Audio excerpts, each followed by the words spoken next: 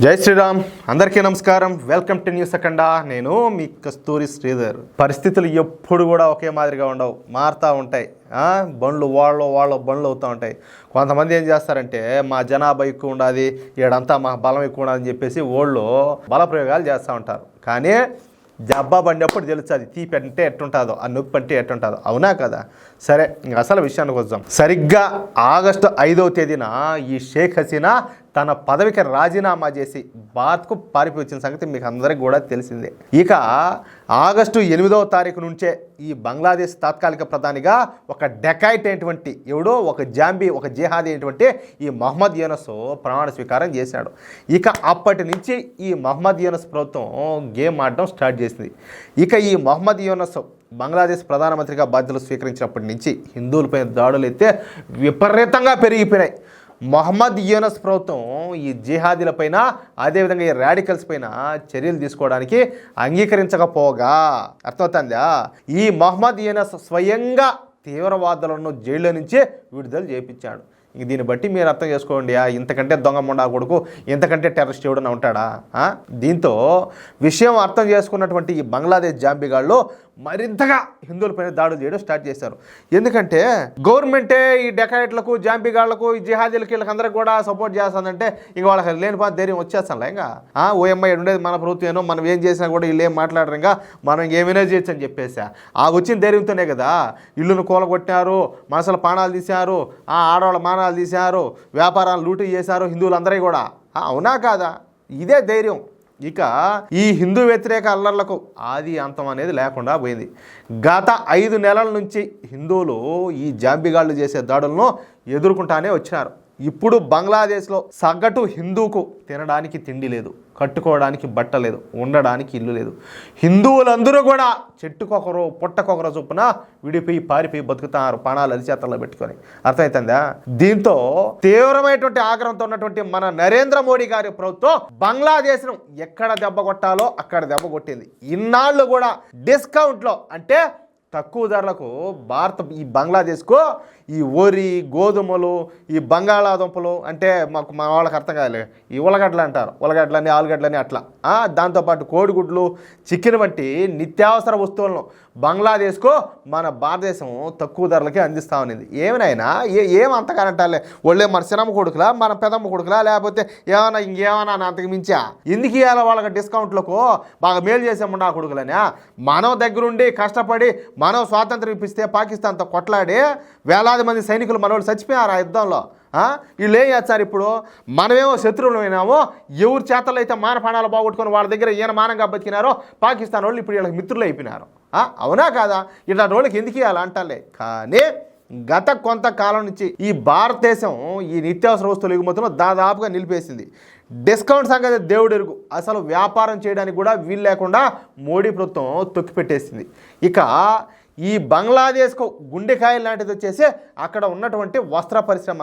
ఇక మోడీ ప్రభుత్వం ఈ వస్త్ర పరిశ్రమను టార్గెట్ చేసింది. ఈ వస్త్ర పరిశ్రమలకు ఈ విద్యుత్ సరఫరాను, అలాగే డీజిల్ సరఫరాను, అలాగే రా మెటీరియల్ను, అలాగే పత్తిను అందించడం ఆపేసింది. అర్థమవుతుంది? ఈ పత్తితోనే కదా బట్టలు నేసేదే.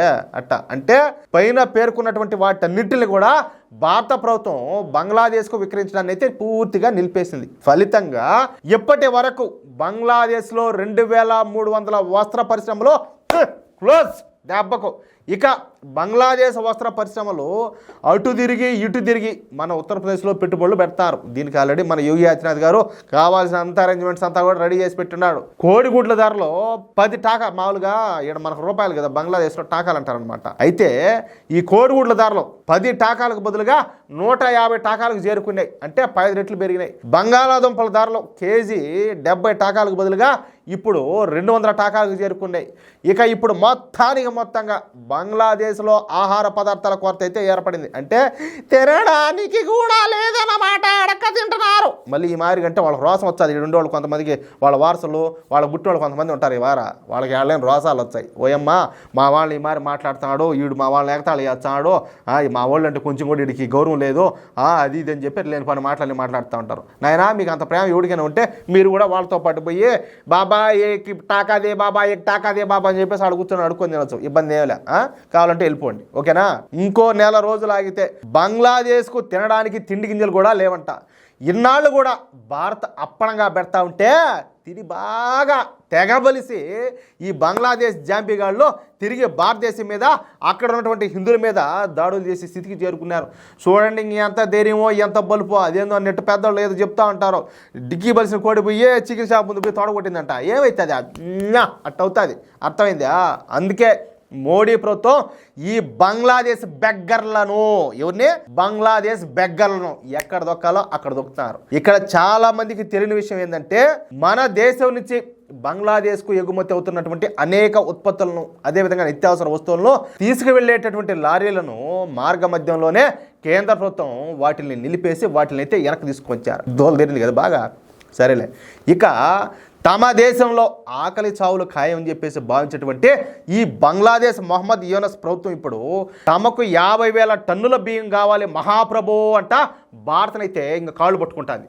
మాకు బియ్యాన్ని వరంగా ఇచ్చి మమ్మల్ని ఆదుకోండి మహాప్రభు అంట విజ్ఞప్తుల మీద విజ్ఞప్తులు చేస్తుంది. అది కూడా డిస్కౌంట్లోనే తమకు బియ్యం కావాలంట. ఏమైనా హిందువులను బాగా కొట్టారు, బాగా తిట్టారు, వాళ్ళ ఇళ్ళన్నీ బాగా ధ్వంసం చేశారు, వ్యాపారాలు డ్యూటీ చేశారు, ఆడవాళ్ళ మానాలు బాగా తీశారు, పెళ్లి కావాల్సిన పిల్లవాళ్ళందరినీ ఆడపిల్లవాళ్ళందరినీ ఎత్తుకొని పోయి బలవంతంగా మతం మార్చి బాగా పెళ్ళిళ్ళు చేసుకున్నారు అని చెప్పా మీకు డిస్కౌంట్లు ఇవ్వాల్సిందే మన ఏలి కొడకల్లారా. దీంతో బంగ్లాదేశ్కు 50,000 టన్నుల బియ్యాన్ని డిస్కౌంట్లు అందించడానికి సూత్రప్రాయంగా అంగీకరించినటువంటి భారత ప్రభుత్వం అందుకు బదులుగా మొత్తం 7 షరతులు విధించినట్టయితే తెలుస్తుంది. అంటే ఈ షరతులన్నీ కూడా హిందువుల మాన ప్రాణాలు కాపాడడానికే పెట్టారు. ఇక ఈ షరతులు ఏంటనేటివి మనకు కూడా చాలా వరకు తెలియదు. మొత్తం మీద ఈ 7 షరతులకు బంగ్లాదేశ్కు ఒప్పుకున్న కారణంగా భారత ప్రభుత్వం బంగ్లాదేశ్కు టన్ను బియ్యం కేవలం $456 అందించడానికి అంగీకరించిందంట. అంటే మోడీ ప్రభుత్వం తీరు చూడబోతా ఉంటే ఎట్లున్నదంటే, సరే అది ఏమైనా కానీ ఏమైనా చేయని బంగ్లాదేశ్లో ఉన్నటువంటి ఆ హిందువులందరినీ కూడా కాపాడుకోవాలా, వాళ్ళ రక్షణే మనకు ముఖ్యము అనేటట్టు వాళ్ళ కోసం ఎంత దూరమైనా వెళ్తున్నారు. 4 అడుగులు ముందుకైనా పోతున్నారు, 10 అడుగులు కిందికైనా దిగుతున్నారు. కేవలం ఏంటంటే బంగ్లాదేశ్లో ఉన్నటువంటి హిందువుల క్షేమం కోసం, వాళ్ళని కాపాడుకోవడం కోసం. అది ఆలోచించుకోండి ప్రతి ఒక్కరు కూడా. యాక్చువల్గా అయితే నాకు కూడా నచ్చలా వాళ్ళకేంది బియ్యం ఇచ్చేదని చెప్పేసి. కానీ ఏం చేద్దాం, ఆ దేశంలో ఉండేటటువంటి హిందువులు ఏదో ఒక విధంగా కాపాడుకోవాలి.